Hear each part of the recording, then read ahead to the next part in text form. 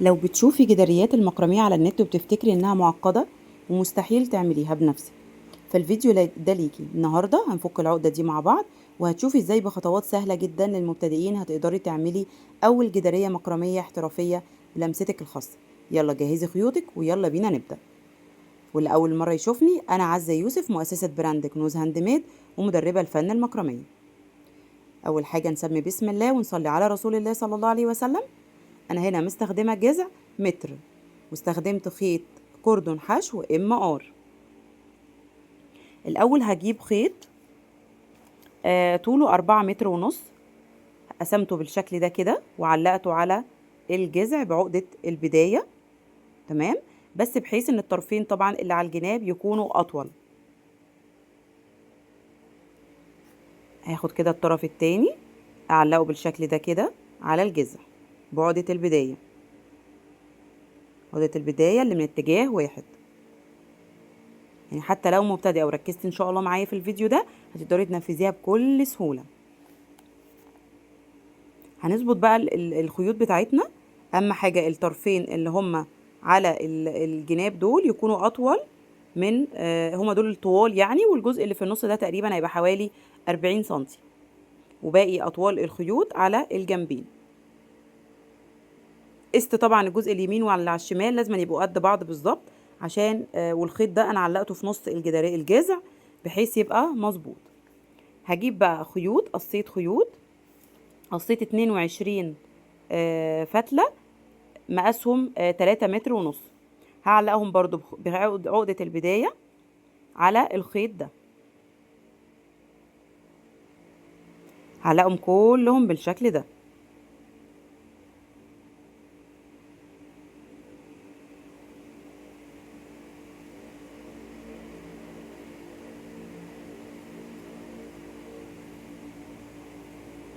تمام، هعلقهم كده بعقدة البداية 22 فتلة.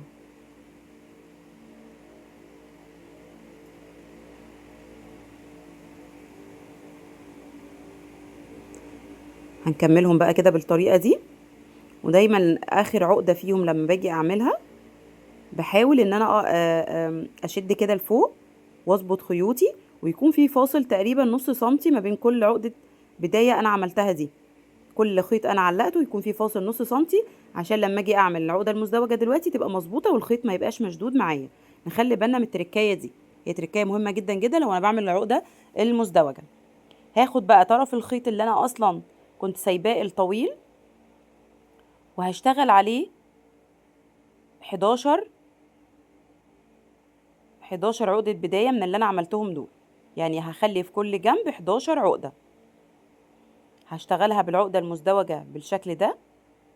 هاخد بقى الخيط اللي في الجنب هعمله خيط ثابت، والف عليه كل الخيوط بقى اللي هتقابلني ال11 عقدة من كل اتجاه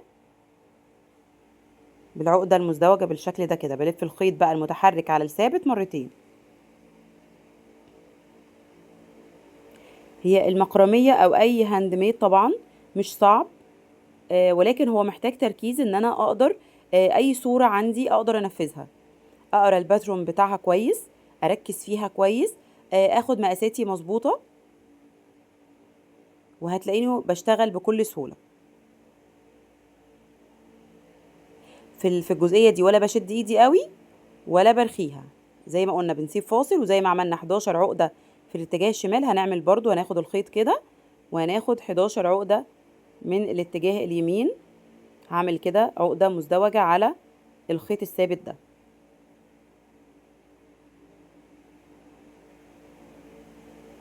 بضغط كده الجزء اول عقدة بالذات علشان الخيوط اللي على الجذع دي تبقى ثابتة، ما اديهاش فرصة ان هي تبقى رايحة جاية كده على الجذع، لازم تبقى ثابتة على الجذع عشان نحافظ على شغلنا وعلى المقاسات اللي احنا واخدينها.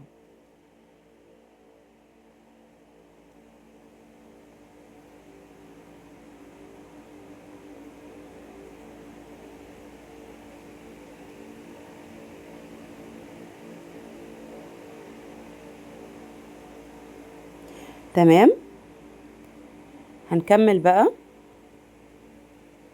كل الجزء ده كده بالشكل ده كده بالعقدة المزدوجة. تمام، لحد هنا كده.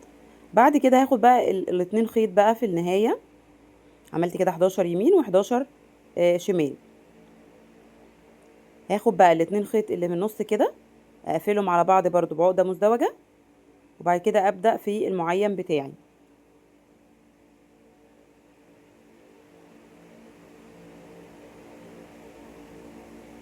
المعين بتاعي ده بقى هيبقى مكون من 4 خيوط من اتجاه اليمين و4 خيوط من اتجاه الشمال. يعني هيبقى عندي خيط ثابت وهطلع من خلاله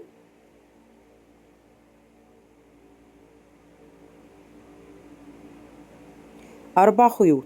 تمام، يبقى خيط ثابت وهطلع عليه 4 خيوط يمين و4 خيوط شمال.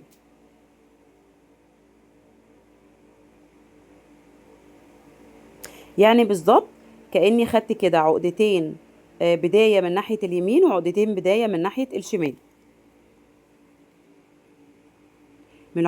من الخيوط اللي انا علقتها.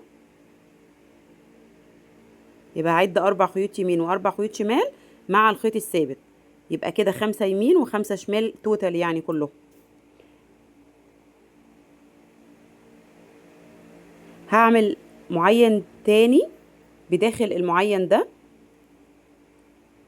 خدت كده الاتنين خيط اللي في النص اشتغلتهم على بعض كده بعقدة مزدوجة، وهكمل بقى الخيوط برضو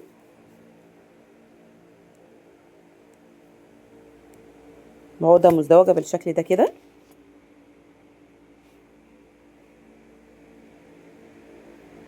وطبعا الفتلة الأخيرة دي اللي هو الخيط بتاعي أنا مش هاخدها، مش هدخلها مع المعين اللي الداخلي ده.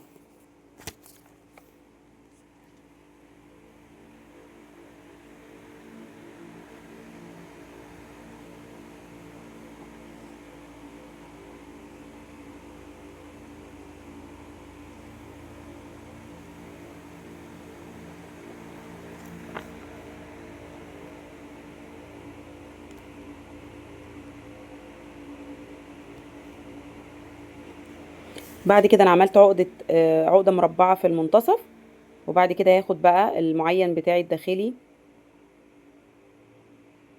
اطلع من خلاله 3 خيوط من اتجاه الشمال، وهطلع برضو 3 خيوط من اتجاه اليمين.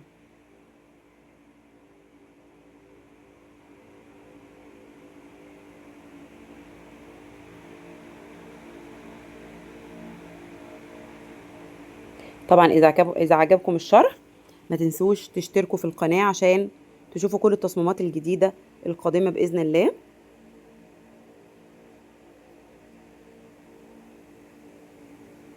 خلي بالنا من الجزئية دي ان انا مش بشد الخيط قوي لفوق. خلي بالنا في الجزئية دي لان انا لما بعمل معين بداخل معين بيبقى الخيوط ممكن تبقى مشدودة كده. في الجزئية دي انا بحاول ما بقاش شادة ايدي قوي في اللفة اللي هي بتاعة المعين. طلعت بقى في الجزئية دي ال4 خيوط. بعد كده هعملها تاني من ناحية اليمين اهو، ما بشدش ايدي قوي في الجزئية دي.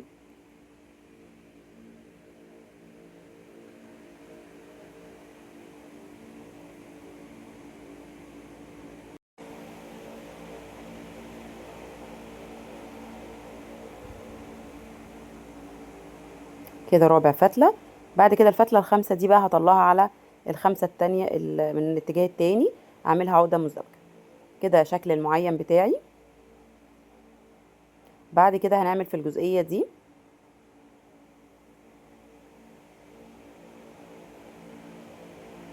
دايما احاول اظبط الشغل بتاعي. هاخد اول خيط كده واطلع منه خيط واحد، بعد كده اللي بعده،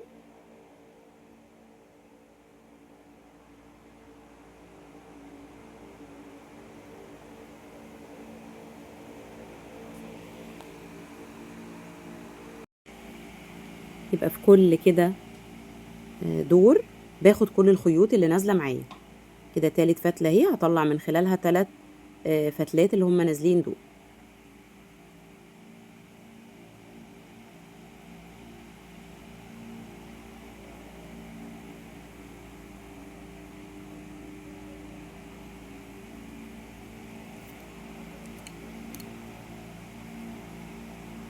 كده اخر واحدة. كده عملت 3 صفوف. تمام. هعمل بقى الخيط ده، هطلع منه ال4 خيوط دول عشان اعمل معين تاني. هعمل بقى نفس اللي انا عملته في اتجاه اليمين هعمله في اتجاه الشمال. هاخد اول خيط اطلع منه الفتله اللي فوق، سوري هو يعتبر تاني خيط، يعني تاني خيط هطلع منه الخيط اللي هو اول واحد. بعد كده هاخد اللي بعده اطلع منه الاتنين اللي فوق.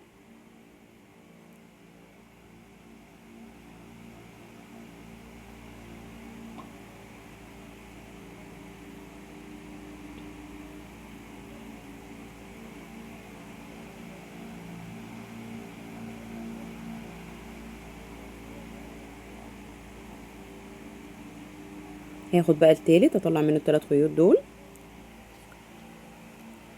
حابه اعرف رايكم ان انا اعمل شرح مثلا زي الجداريه دي المكرميه دي، ان انا اعملها كلها في فيديو واحد، مثلا ممكن تبقى مدته ساعه او ساعه الا ربع مثلا او كده، ولا ان انا اقسمها افضل على جزئين. حابه اعرف رايكم في الجزئيه دي، يا ريت تكتبوا لي في التعليقات ايه الافضل بالنسبه لكم. هاخد بقى الاتنين خيط دول اطلع من كل واحد 4 يمين و4 شمال.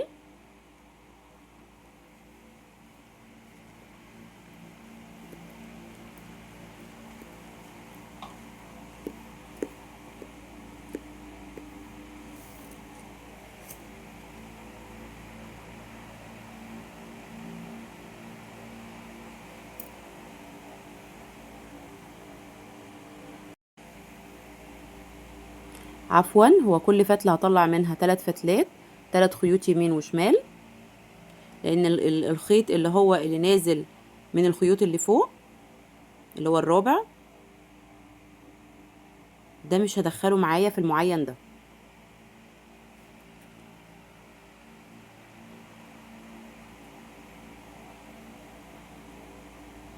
بعد كده هقفل المعين بتاعي، هطلع برضو ال3 خيوط من اليمين. ده معين بقى ما عملتش فيه اي شكل داخلي. هطلع كده الخيوط اللي من اتجاه اليمين ال3 خيوط بعقدة مزدوجة.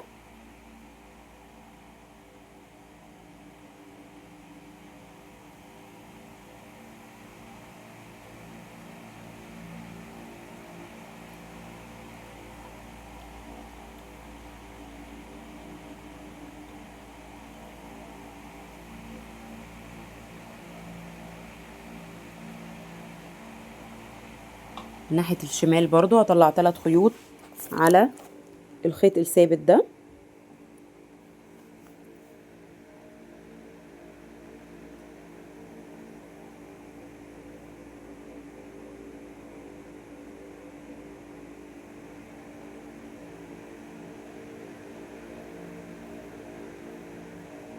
هنعمل بقى الاتنين خيط دول على بعض بعقدة مزدوجة.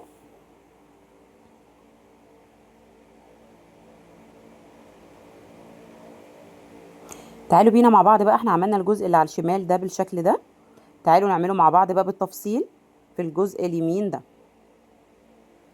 انا عندي كده كل 3 عقد بداية هعملهم معين، يعني هيبقوا من تحت كده 6 خيوط. 6 خيوط. هاخد بقى الاتنين خيط اللي في النص اللي هو هيبقى 3 يمين و3 شمال، فانا هاخد الاتنين خيط اللي في النص بحيث ان انا يبقى استخدمهم يبقى عقد يبقى الخيط الثابت. هشتغلهم الاول على بعض. نخلي بالنا من الاتجاه بقى، يعني ده هيبقى الاتجاه ده في اليمين، فهيبقى المعين متجه اتجاه الشمال، زي ما انا عملت في الشمال كده متجه اتجاه اليمين، لان الشغل ده بيظبط جدا في التركايه دي زي ما عملنا كده الخيط.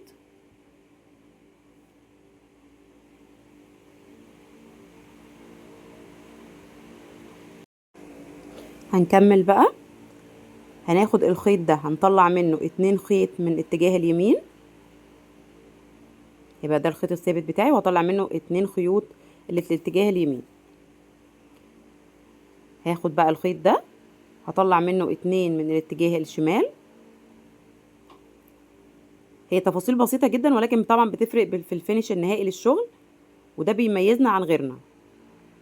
خلي بالنا ان المعين ده مثلا في نهايته دايما يبقى متجه الاتجاه التاني. طلعت كده الاتنين خيط. هنعمل بقى عقدة مربعة بالاربع خيوط اللي جوه اللي بداخل المعين. هناخد كده الاربع خيوط ونعملهم عقدة مربعة. طبعا اللي حابب يشوف تفاصيل العقد دي كلها موجودة على القناة بالتفصيل.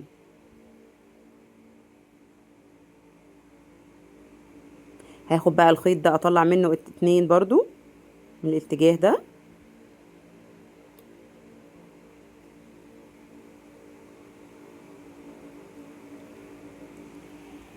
تاني خيط.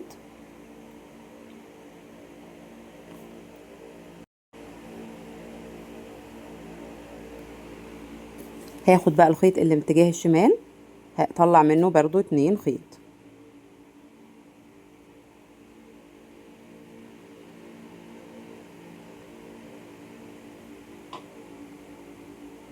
وبعد كده هقفل بقى الاتنين خيط دول كده على بعض. هنشوف بقى الاتجاه وانا ماشيه كده بالخيوط بتاعتي. شفتوا كاني ماشيه كده بالزجزاج بس يكون متواصل. انا ببقى عامله كده بالظبط.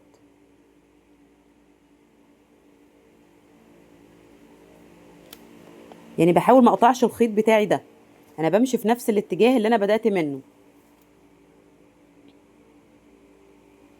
هطلع اتنين خيط برضو كده من ناحيه الشمال، وهطلع من الخيط ده الاتجاه اليمين برضو اتنين خيط. بلف الخيط المتحرك على الثابت ده مرتين.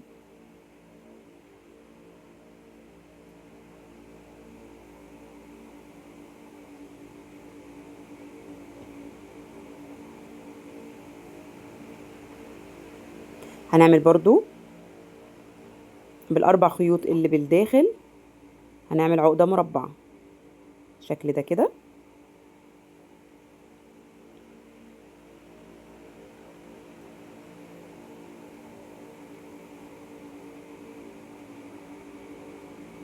هطلع بقى دول على الخيط الثابت، اتنين من الاتجاه اليمين واتنين من الاتجاه الشمال.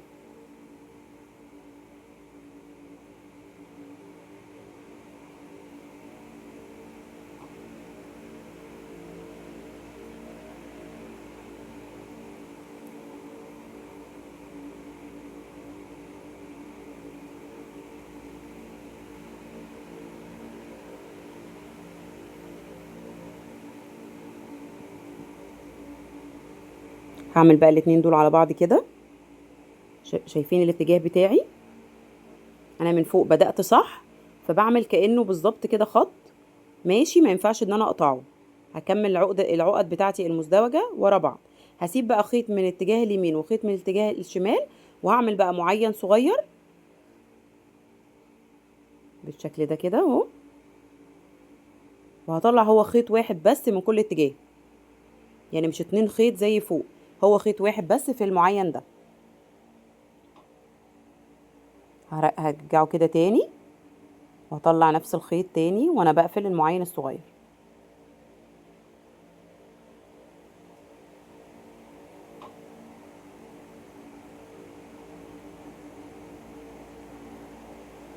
هنخلي بالنا بقى كده من القفلة بتاعته اهي، هتبقى الاتجاه ده كده.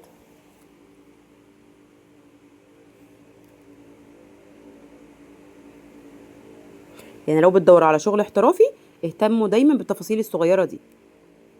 كده الثلاث معاينات بتوعي هنكررهم بقى مرتين كمان. يبقى انا كده في كل جانب انا عملت 3 وحدات زي دول. من 6 خيوط، يبقى انا قسمت الخيوط بتاعتي 6 و6 و6. عملت في كل 6 شكل الوحدة دي اللي هما ال3 معينات تحت بعض. تمام. تعالوا نعملها مع بعض مرة كمان بالتفصيل.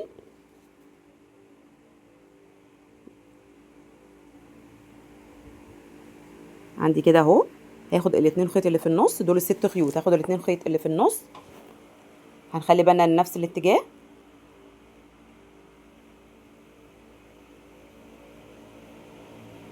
بالشكل ده كده اهو. وهكمل بقى 2 خيط اهو، هطلعهم من الاتجاه ده اليمين.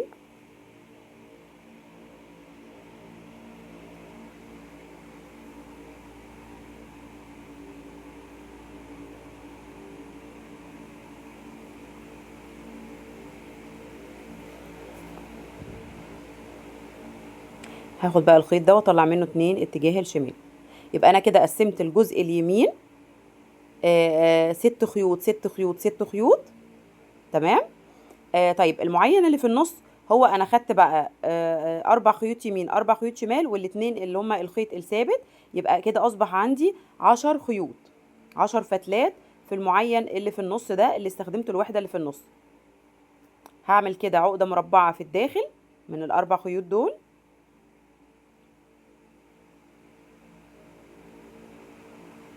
بكرر تاني، الوحدات اللي ناحية اليمين والشمال المعينات اللي تحت بعض، يبقى كل معين فيهم 6 خيوط 6 فتلات. انما المعين الكبير اللي في النص استخدمت كده 10 فتلات.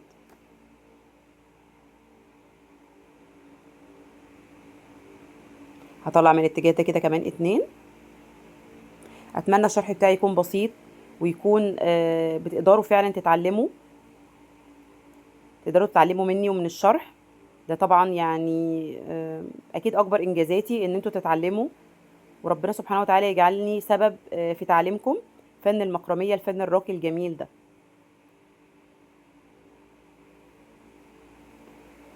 هقفل كده المعين. خلي بالي برضو من القفلة ان انا هقفل من اي اتجاه. طبعا جميل جدا ان انتوا تتعلموا المكرمية، وكمان حتى كمان لو مش هتشتغلوا مكرمية وكمان تعلموها لاولادكم، فممكن يسلوا فيها وقتهم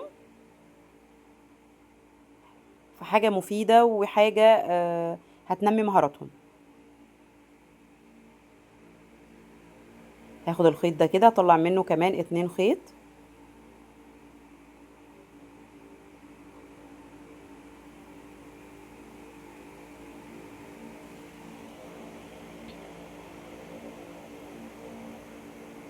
وهطلع اعمل بقى الاربع خيوط اللي في الداخل دول بعقدة مربعة، اعملهم عقدة مربعة.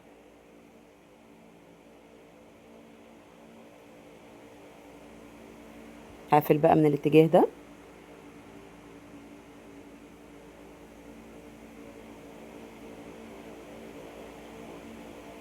عقدة مزدوجة بالشكل ده كده.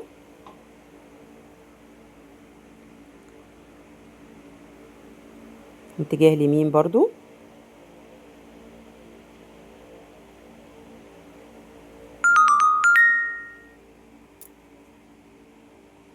هنطلع بعقدة مزدوجة.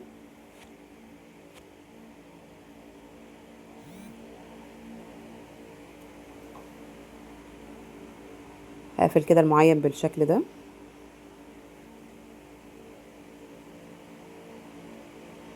بعد كده هطلع هشيل طبعا خيط من الجنب اليمين وخيط من الجنب الشمال زي ما عملنا، وهناخد بس الاتنين خيط اللي في النص نعملهم بالشكل ده. هطلع خيط واحد من كل اتجاه.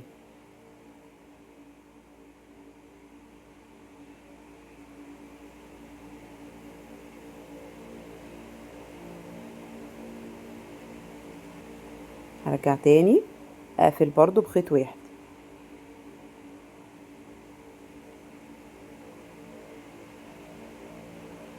في الاتجاه ده كده. هقفلها المعين بتاعي. الواحدة عندي بقت بالشكل ده. نفس بقى اللي انا نفذته الخطوات دي هعملها كمان مرة في الست خيوط دول. تمام. هعملها وارجع لكم. كده الثلاث وحدات عندي كاملين. هبدأ بقى اقفلها كده.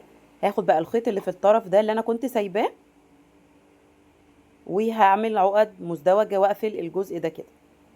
خلي بالنا انا مش هشده قوي، هو الاخر بس المعين اللي هو الصغير ده، واحاول اظبط ايدي لما اقفل اول عقدة.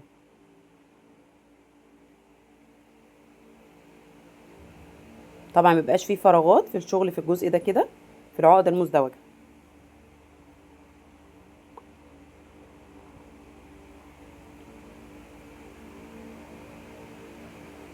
كل الخيوط اللي هتقابلني بقى هشتغلها عقدة مزدوجة بالشكل ده. هو هنلاقي الخط بتاعنا بيميل لوحده، هيبقى فيه تدريج كده لحد ايه ما يوصل للنهاية. بحاول ما شدش برضو قوي في العقدة المزدوجة.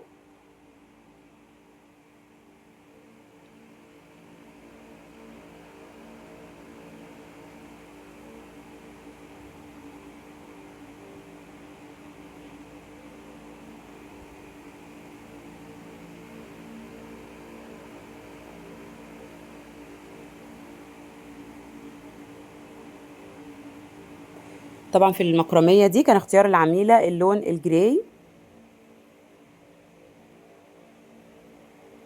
هو لون برضو مميز وهادي.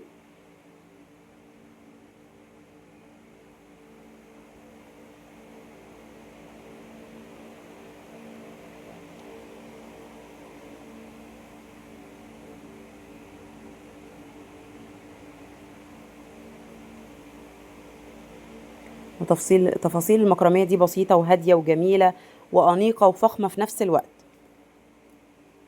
طبعا تقدروا تنفذوها بأي لون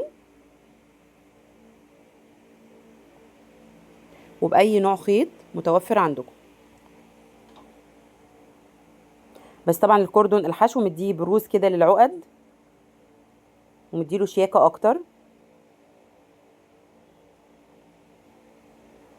وطبعا لما بنيجي نحسب مثلا تكلفة أي بروجكت أو حاجة، طبعا بنراعي طبعا الخامات اللي احنا مستخدمينها، يعني الماتيريال أساس برضو في التسعير بتاعنا. يعني لما استخدم ماتيريال عالية بتعيش والفينش بتاعها احترافي، غير لما استخدم ماتيريال أقل.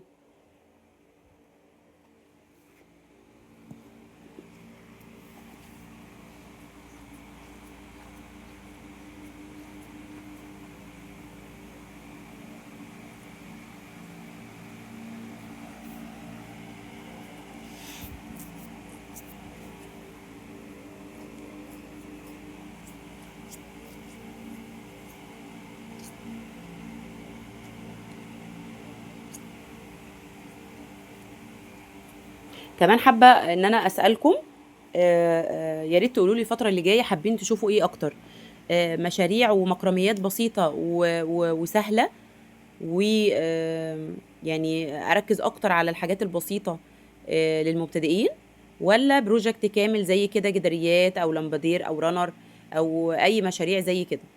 حابة اعرف برضو الفترة اللي جاية حابين تشوفوا ايه.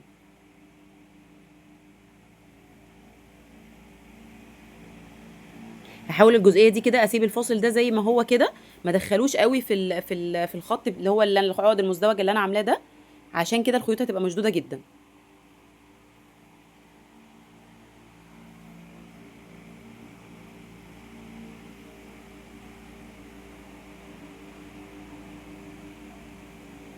هكمل بقى خيوطي كده للاخر.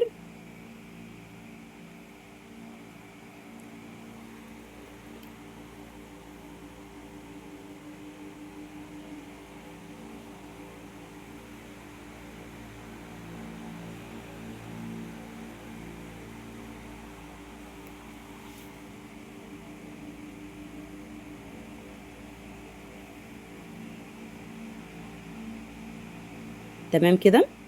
اخر 2 خيط بقى كده هعملهم برضو على بعض بعقده مزدوجه.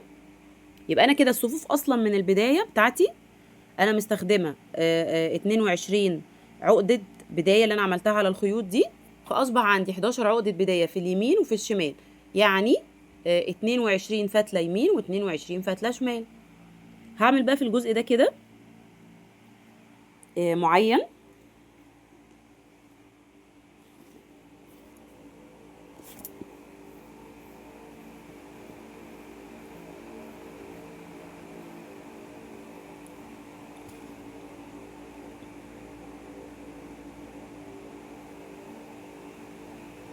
اخدت كده 2 خيط من ناحيه اليمين و2 خيط من ناحيه الشمال.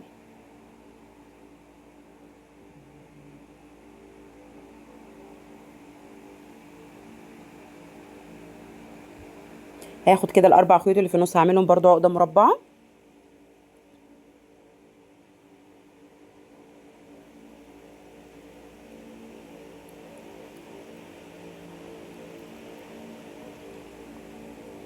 هقفل بقى المعين.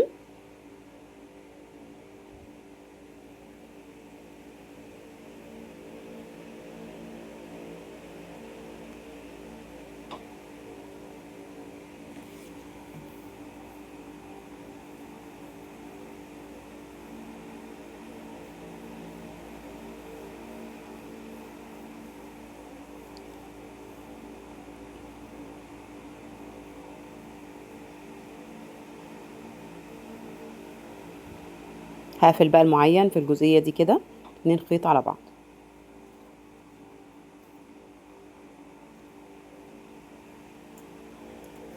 طبعا اللي حابب يشتري منتجات المكرمية بتاعتي او حابب اي استفسار، او حابين لو حابة تسألي على اي حاجة، ابعتولي واتساب. انا سايبة رقم الواتساب في صندوق الوصف اسفل الفيديو، وكل حاجة بالتفصيل واطوال الخيوط في صندوق الوصف اسفل الفيديو. عندي بقى الجزء بتاع المعينات ده. انا هنا المعين كنت عاملاه ب3 عقد بداية، انا هنا عملت 4 عقد بداية على الجذع، 4 عقد بداية. قصيت فيهم كل فتلة على 7 متر، يبقى كل خيط كده انا قصيته على 7 متر، جوزته من النص وعلقته بعقدة البداية على الجذع. هاخد بقى ال2 خيط اللي في النص كده، اعملهم على بعض كده بعقدة مزدوجة. هنخلي برضو بالنا من اتجاه المعينات. المعين بتاعي هيبقى متجه الاتجاه التاني، اتجاه الشمال، عشان النهاية دايما اللي بتفرق دي، النهاية المعينات في نهاية الشغل بقى لما اللي هنيجي نعمله دلوقتي في الجدارية، وفي الجزء خصوصا بتاع المعينات ده كمان. هطلع بقى الخيوط اللي في اتجاه اليمين بعقدة مزدوجة كده على الخيط الثابت.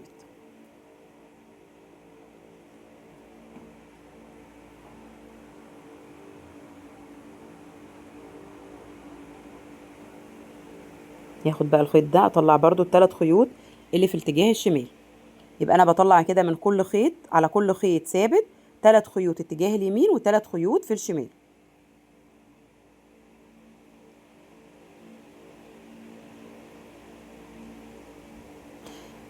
عايزه اعرف كمان منكم كده كادر التصوير تمام؟ يعني انا بحاول اوضحه على قد ما اقدر. اظن كده افضل من التصوير اللي هو العرضي، موضح التفاصيل اكتر.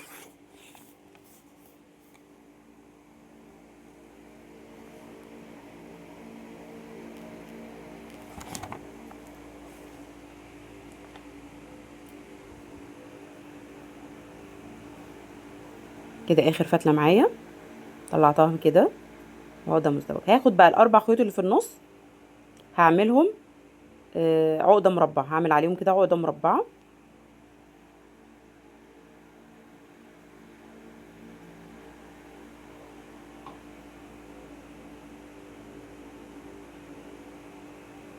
لو حابين تعملوا طبعا على كل الخيوط اللي في المنتصف عادي، بس انا كنت حابه ان انا اعمل ال4 خيوط اللي في المنتصف بس، وبعد كده اكمل بقى اقفل بقى الخيوط بتاعتي عادي. اطلع 3 من الاتجاه ده،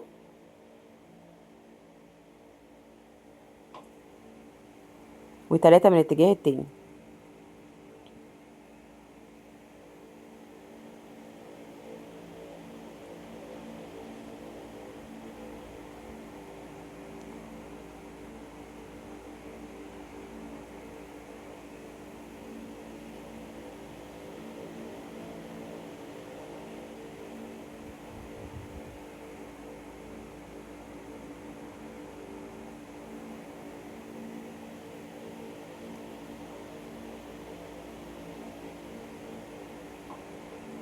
لو الشرح طبعا عجبكم ما تنسوش اللايك وتعليقاتكم الجميلة.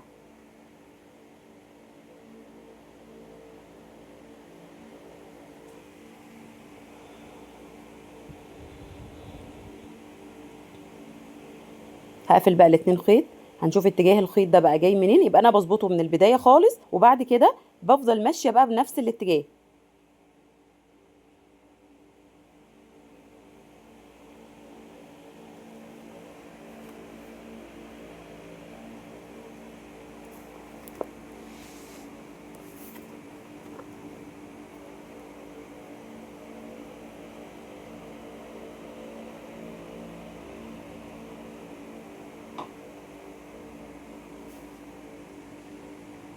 هكمل بقى المعين اللي تحته.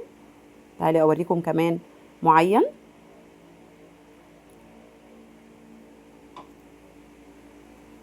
هطلعت كده 3 خيوط من اتجاه الشمال. بعد كده هاخد الخيط ده واطلع منه 3 خيوط من اتجاه اليمين.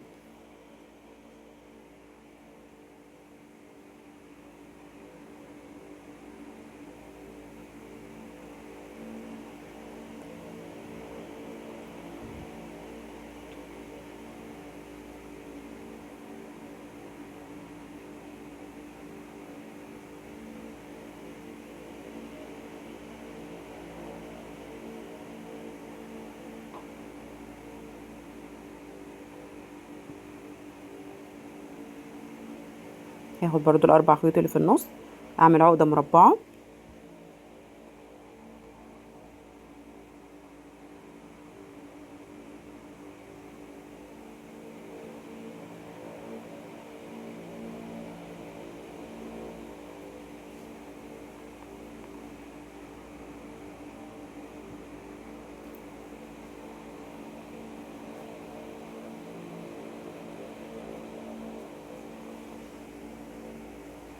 هقفل كده المعين. هطلع 3 خيوط من اتجاه الشمال،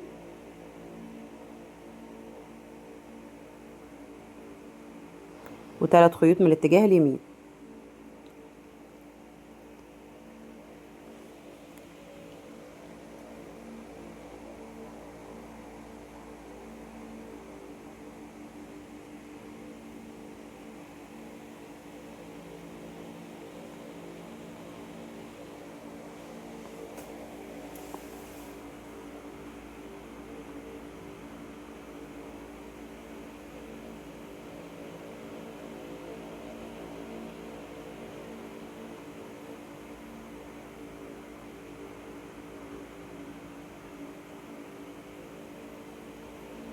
هكمل بقى الفيديوهات،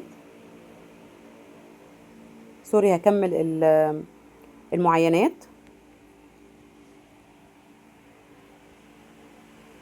زي ما اشتغلت دول كده، هكمل بقى باقي الصف بتاعي.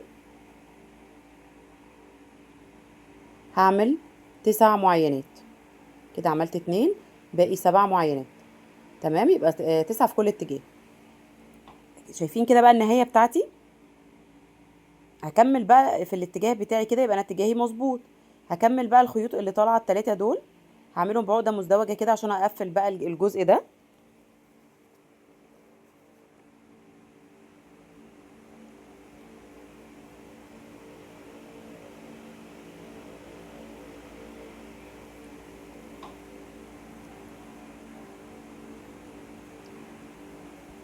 عملت كده اهو، زي اللي عملته هنا هعمله بقى في الجزء التاني برضو.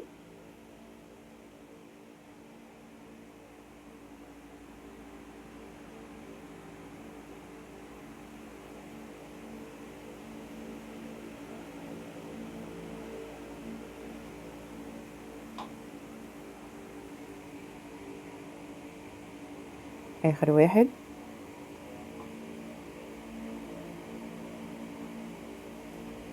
بعد كده هعمل بقى الاتنين خيط دول على بعض بعقده مزدوجه هما كمان، عشان اربطهم ببعض.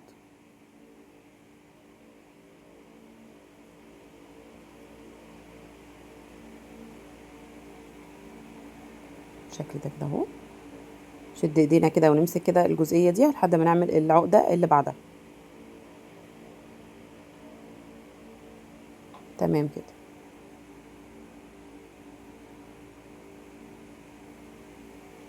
بعد كده هعمل بقى في الجزئيه دي ايه،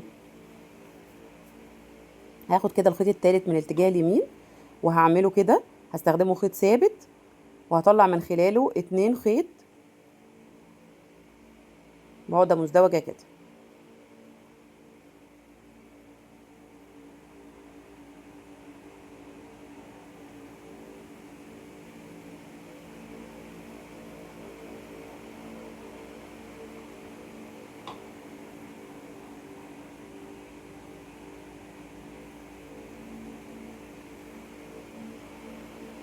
واتجاه الشمال برضو تالت فتلة من اتجاه الشمال، 3 خيط، هطلع برضو عليه كده 2 خيط،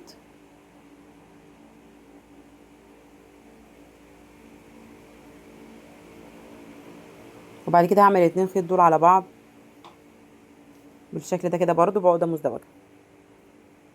بستخدم بقى واحد ثابت وواحد متحرك. همسك بقى الطرف ده، انا كده عملت الجزئية دي، الطرف اللي هو اخر خيط ده اول خيط من عندي من الاتجاه ده، وهعمله برضو عقدة. هستخدمه خيط ثابت، وهطلع بقى الخيوط كلها اللي هتقابلني في الاتجاه اليمين ده اعملها عقدة مزدوجة على الخيط ده.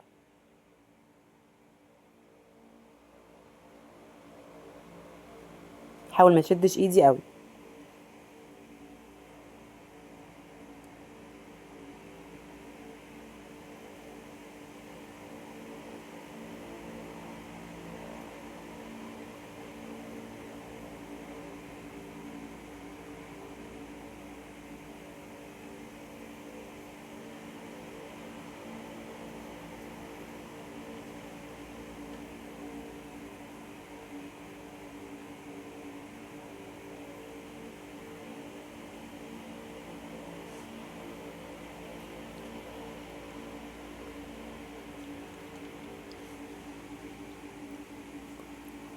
عملنا كده الخيوط الاتجاه اليمين، هنعمل برضو الاتجاه الشمال.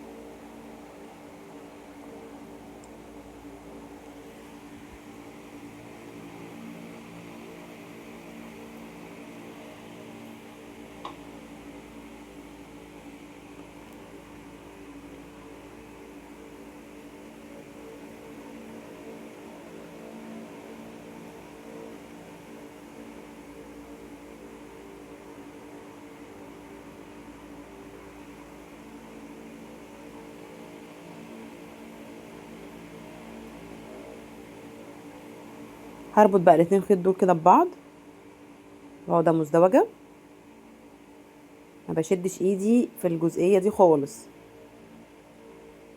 خلي العقدة مرتاحة جدا علشان الشغل ما يشدش كده مني ويقوس.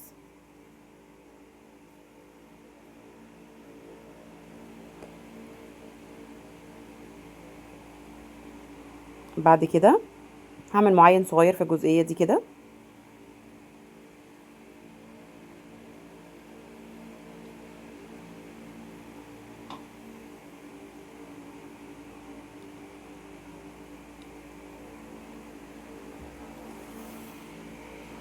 في كل اتجاه كده هطلع فتلتين.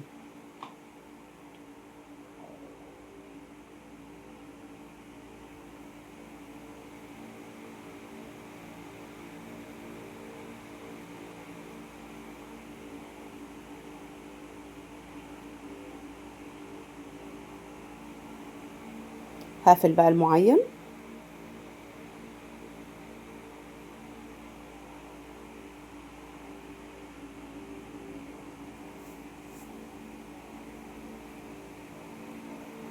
هقفله بقى كله الاتجاه بتاعه. بعد كده تعالي نعمل الجزئية دي. خلصت كده طبعا المعينات بتاعتي. هجيب بقى خيط خارجي، خيط قصيته على 2 متر ونص. هعلق جزء على الجذع وجزء الطرف التاني على هربطه بالمعينات. بس هحاول الطرف اللي هو الطرف اللي هو الاتجاه التاني اللي هو اتجاه اليمين ده يكون 110 سنتي. تمام. يبقى انا علقته كده على طرف الجذع بعقدة البداية. هخلي الطرف ده 110 يكون طويل عشان انا هعمل بيه شغل برضو عقد اللي هي المزدوجة. هاخد بقى الطرف التاني ده، طبعا انا بقيس اهو باكد تاني، عملته طوله 110.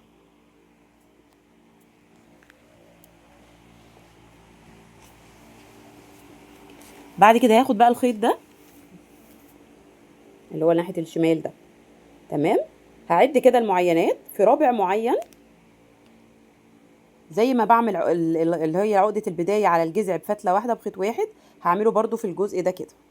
في الحلقة دي كده هدخل الخيط واطلعه من الاتجاه ده كده،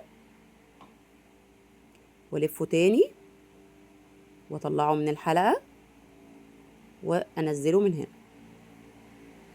اصبح عندي اهي عقدة بداية. بظبطها كده على حسب بقى الطول اللي انا محتاجاه. تمام كده. هبدأ بقى انزل اعلق على الخيط ده زي ما علقت فوق كده. هعلق 18 فتلة بطول 130 سنتي بعقدة البداية. هجيب كده الخيط 130 سنتي، هجوزه، هتنيه على 2 وهعمله بعقدة البداية، هعلقه كده على الخيط ده. بضغط كده الخيط لفوق بحيث ان العقدة اللي هي البداية اللي انا عاملاها على الجذع دي تبقى ثابتة. وطبعا كل شوية بقيس بمقاساتي عشان الجذع يبقى مظبوط، ويبقى الجزء اليمين قد الجزء الشمال ومتساوي، وكل شغلنا يبقى مظبوط.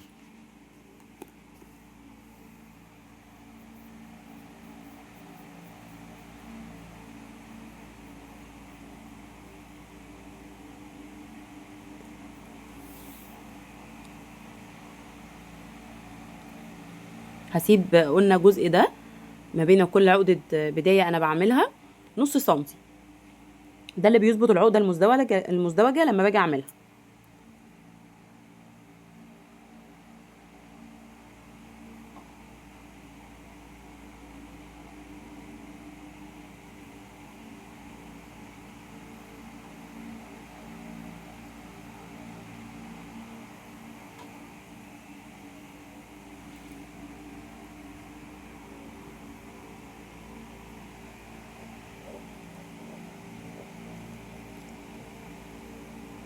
هعلق بقى ال 18 فتلة كلهم بالشكل ده كده.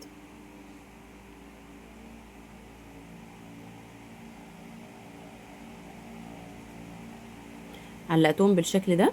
هاخد بقى الخيط اللي انا كنت سايباه، اللي هو الطرف اللي انا كنت سايباه ده، وهستخدمه كده، هيبقى خيط ثابت، وهطلع بقى كل الخيوط دي عليه بعقدة مزدوجة. هشد العقدة المزدوجة دي يعني قوي كده لفوق بحيث ان هي تثبت العقدة المزدوجة اللي انا عاملاها، سوري، عقدة التثبيت اللي انا عاملاها على الجذع، بحيث ان عقدة التثبيت اللي على الجذع ما تبقاش رايحة وجاية كده بسهولة، يبقى الشغل بتاعنا ثابت مكانه. هعمل بقى كل الخيوط دي بعقدة مزدوجة على الخيط بتاعي ده.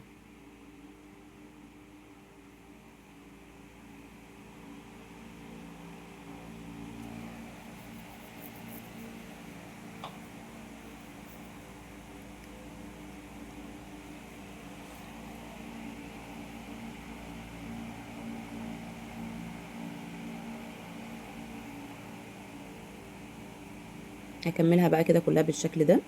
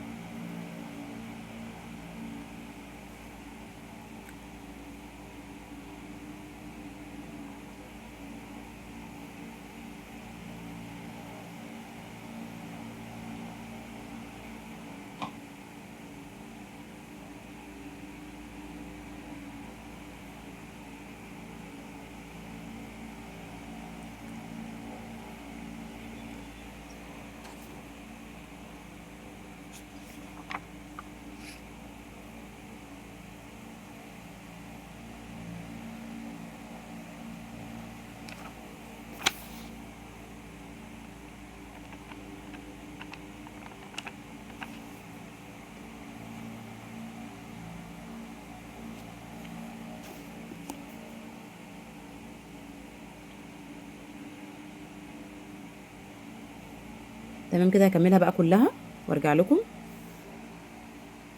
بعد كده بقى الجزئية دي هعلق كده 2 خيط، كل خيط طوله 3 متر. بس ناخد بالنا من حاجة، انا دلوقتي هعمل حلزونية اللي هي السبايرال، فانا دلوقتي في النص الخيط اللي في النص يبقى طول الخيوط بتاعتي اللي انا علقتها دي هيبقى قصير كده، والخيطين اللي في الطرف اليمين والشمال هما اللي يبقوا طوال، بحيث ان انا هشتغل العقدة الحلزونية بيهم. يبقى الخيط اللي في الوسط الطول اللي انا محتاجاه. طبعا كل التفاصيل والتركات دي برضو قايلاها في فيديوهات منفصلة على العقدة المزدوجة، على العقدة الحلزونية او المزدوجة او المربعة، كل حاجة انا شرحها بالتفصيل على القناة، اللي حابب يعني يرجع للشرح. هاخد بقى الطرف اللي هو الطرفين الطوال دول، وهشتغل بقى السبايرال كده بيهم. هشد ايدي برضو في الجزئية دي عشان الخيوط بتاعتي والعقد اللي على الجذع تبقى ثابتة.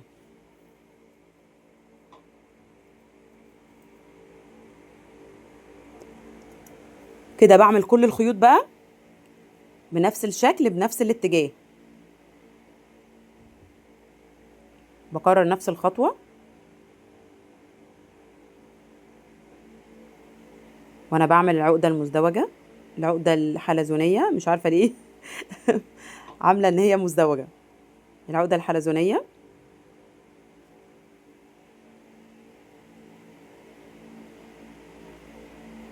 اوقات مش عارفة المخ ساعات كده والعقل يصمم على حاجة. هي كده لما بتلف معايا الحلزونية عادي بعدل الاتجاه، وبرضه بفضل شغالة في اتجاه واحد. يبقى انا بدأت من اتجاه اليمين بفضل شغالة في اتجاه اليمين، بدأت من الشمال افضل شغالة في الاتجاه الشمال.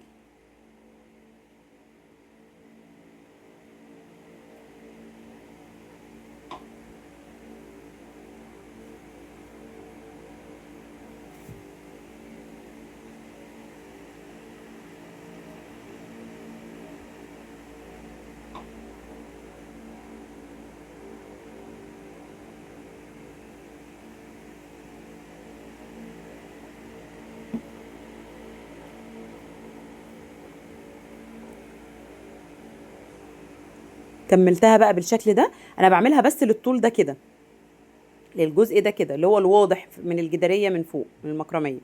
تمام. انما بقية الجزء بسيبه شراشيب عادي. هاخد بقى الاتنين خيط اللي هما في الاخر دول، وهجيب خيط خارجي، هجيب خيط خارجي طوله 5 متر، واعمله بالشكل ده كده على الاتنين خيط دول. يبقى كأن الاتنين خيط دول ثابتين، والاتنين خيط بقى اللي انا هعملهم اهو كده، الخيط اللي انا علقته بالطريقة دي كده هو ده اللي هيبقوا متحركين، وهشتغل بيهم بقى السبايرال عادي اهو، وهكمل.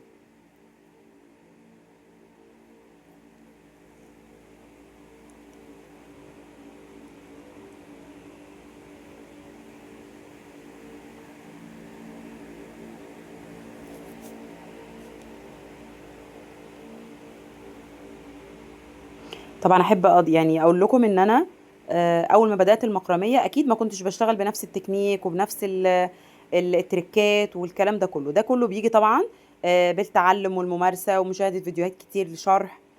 ف... فيعني اللي مبتدئه ما تحسش باحباط ابدا، هتمشي على الخطوات وان شاء الله تعملها مظبوطه كلها، وهتتعلم وهتبقى متمكنه ومحترفه، وكل حاجه كل حاجه بتاخد وقتها. هشتغل بقى الحلزونيه كده بالشكل ده.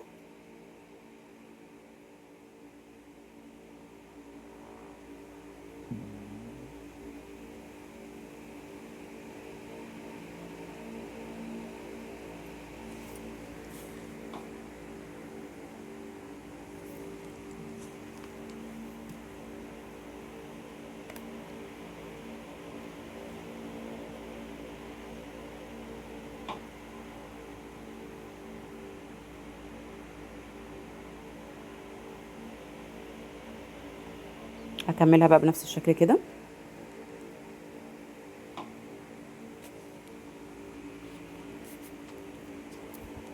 تمام.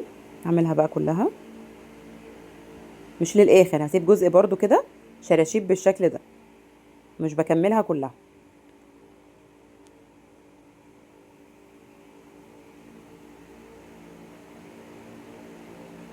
عندي بقى هبدأ اكمل الخيوط دي،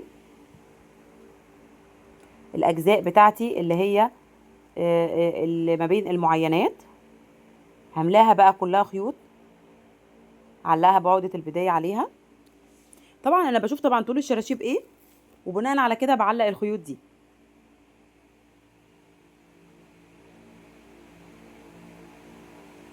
بس هو هنا تقريبا طول الخيوط دي اللي انا بعلقها 130 سنتي.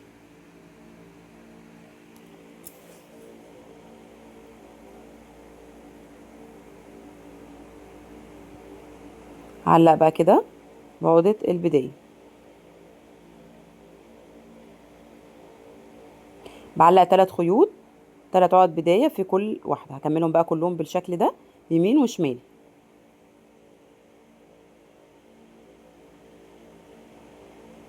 تمام. الاتجاه اليمين الشمال انا كنت عملته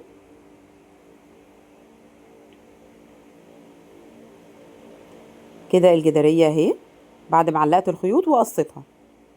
انا ان شاء الله هعمل لكم فيديو لوحده على طريقة القص. عندي بقى كده انا هعلقه في الجدارية. جبت ورق جوخ كده وقصيتها باسطمبة وقصيت خيط هعلق عليه الخيوط بالشكل ده.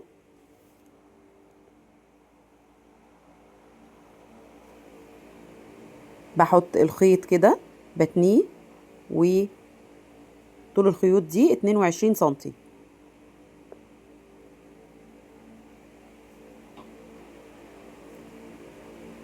بحط خيطة من تحت وخيط من فوق وبعمله بعقدة مربعة بالشكل ده. والخيطة اللي انا اشتغلت عليها دي طولها 50 سنتي.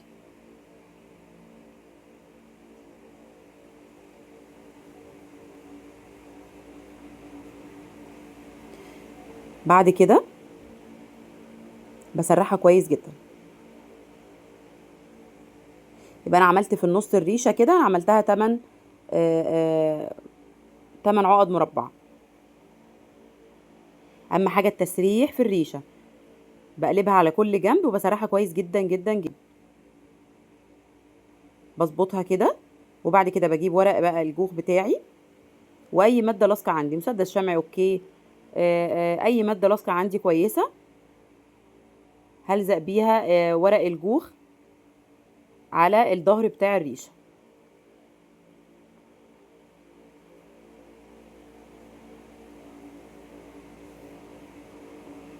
هلزقها كده بالشكل ده.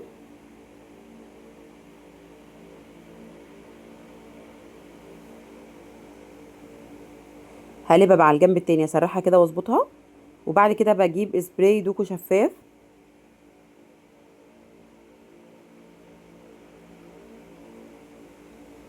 هرشها بقى بالشكل ده كده. برشها كويس جدا.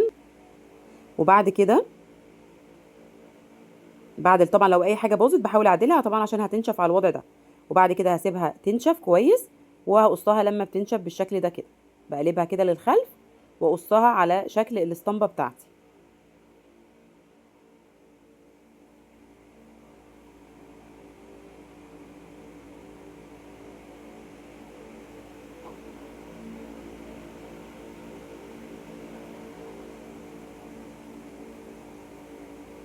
هسويها واظبطها كده.